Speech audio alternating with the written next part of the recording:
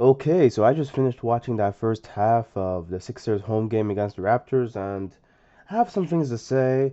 And if there are more developments happening in the second half, I might just talk about it at the end of this video, but I'm not sure. I think I've seen enough to make a video, so I'm gonna start off by talking about the strengths of both teams.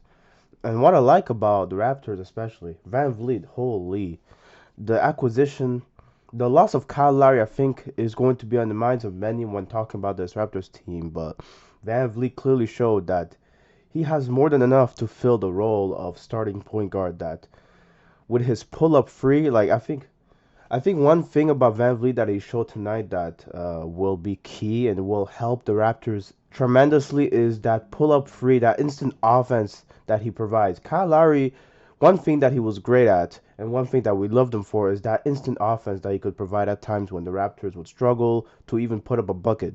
Van Vliet comes in straight up, bang, with those frees, man. He comes in and he could just shoot those off of an inbound pass. Within 5 seconds, he shoots it and he makes it. It's like we need that type of offense sometimes.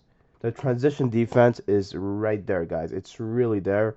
You have very long guys like Achua, and you have OG, and then Scottie Barnes, man.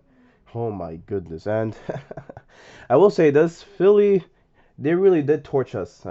Danny Green being the leading scorer. Now, OG did look great. He did look great. He had some flashes of.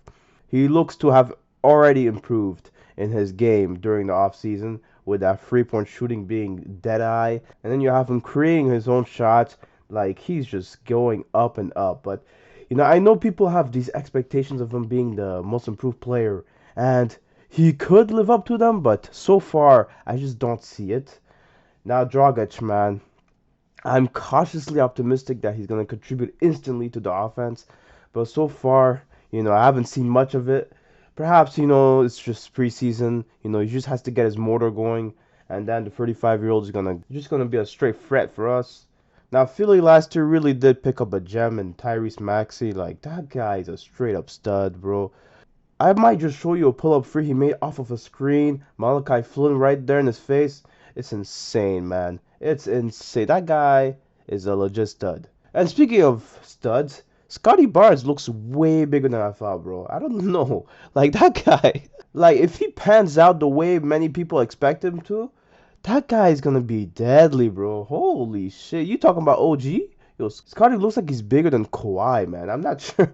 I'm not sure if it's my eyes, but something about him just wow, man.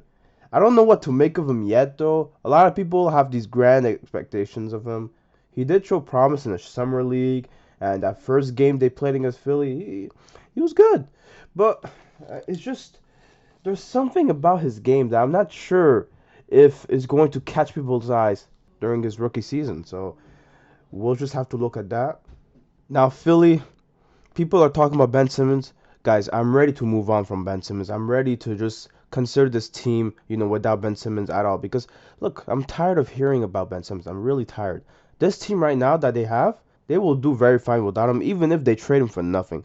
I do not care about what Ben Simmons has to offer anymore because, look, he clearly wants out. And so there's no point talking about this Philly team potentially with Simmons. Look, this team looks good. They have players that they've picked up this offseason, like Niang and Drummond. And I think those guys are going to be excellent pickups for them. That's going to help offset the losses of Dwight Howard and Ben Simmons.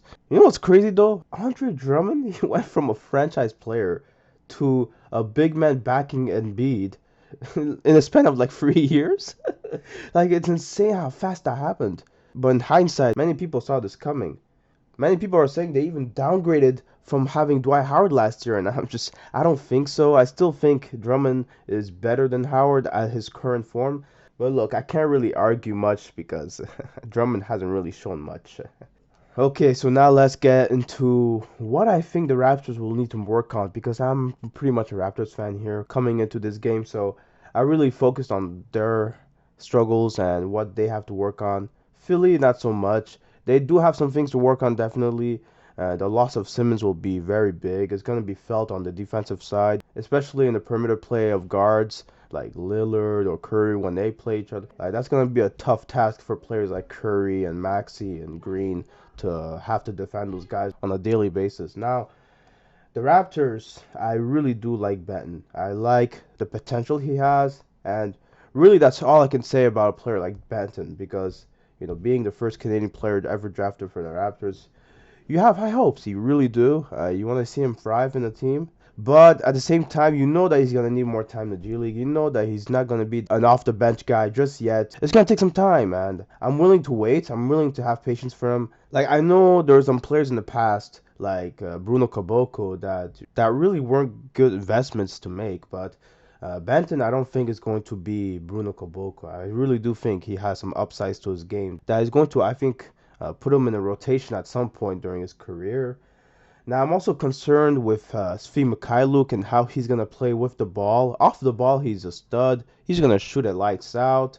But I'm just not sure if he's going to make great decisions off ball because there's a lot that I'm seeing from him right now in the game that just, makes me cringe a little bit. Because, you had a guy like Matt Thomas last year who could play off the ball pretty well, but he just didn't have a good season last year. Now, Achua, he was good. He had his moments. Poking the ball from Embiid, posting up, that was a great moment. I love what Achua has to offer defensively, but it has to be said, guys. He seems to be struggling to guard players bigger than him, like Embiid and Drummond. And you can see that during these games. And Drummond having 19 points, 14 rebounds, I mean, that's just gotta hurt, guys. Like, that's gonna be a big, big problem moving forward for him. And I just don't think he's going to start at center. Now, if he does, he's going to have to really play well in his first 10 games because Ken Birch, I think, is going to take his place and he's going to be that starting center that the Raptors need. Now, I know guys like him and Siakam didn't play, and so I really can't judge this team much, but the Raptors are going to have to work on their half-court offense if they want to make the playoffs, man. That half-court offense. Sometimes it was good, sometimes it was really dreadful. Like, as I said before, guys like Svi Mikhailuk just don't look good with the ball. And then you have guys like Malachi who do add that playmaking that the Raptors desperately need, but it's going to require an all-team effort for those guys to really win games. And a lot of these games are going to be won with their half-court offense, I think. And as good as you can be on the defensive side, you just have to score buckets. And fourth quarter comes, you're going to have to rely on the half-court offense. You're going to have to rely on those ISO plays. And, Raptors, I do think they have the players to finish games, but again, only time will tell with this team. And that's really how I'm feeling with this team. There's a lot of things up in the air, and I'm just cautiously optimistic. I think the Raptors actually look good. I actually do think they could potentially be a lower seed playoff team. Now, the potential there is already seen in this preseason game, and we're just going to have to see more games, right? Preseason, you can't really take much out of it other than what you're seeing on the court. And so we're just going to have to wait, and I just can't wait for October 19th to come, man.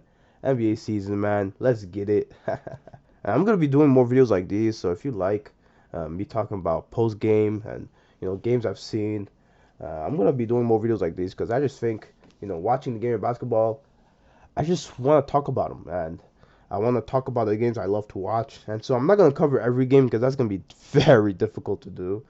And networks on YouTube are already doing that for me, so I don't need to really touch that.